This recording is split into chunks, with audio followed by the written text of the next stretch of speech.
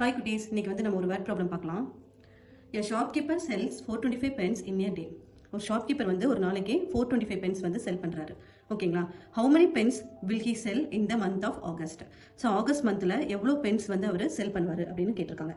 First வந்து நம்ம statement என்ன அப்படின்னு எடுத்துக்கலாம். Number of pens he sold in a day.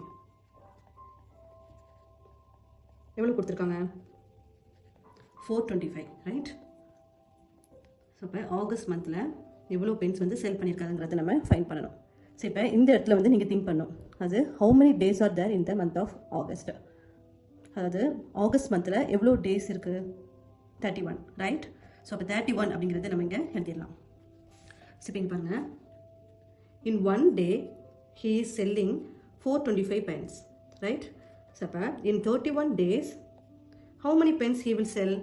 So இதுதான் வந்து நம்ம ஃபைன் பண்ணணும். இப்போ ஸோ இப்போ நம்ம என்ன பண்ணுவோம் அப்படின்னா, from 1 to many we need to multiply. ஓகேங்களா?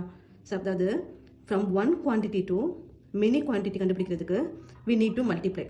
ஓகேங்களா? ஸோ அப்போ நம்ம என்ன பண்ணலாம் அப்படின்னா 425 and 31 வந்து இப்போ மல்டிப்ளை பண்ணலாம்.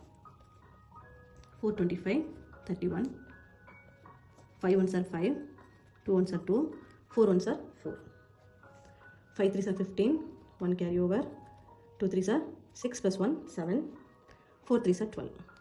ஸோ இப்போ ப்ளஸ் பண்ணலாம்.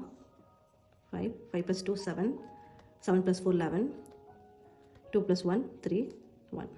So the answer is 13,175. ஓகேங்களா? அது he sells 13,175 pens in the month of August.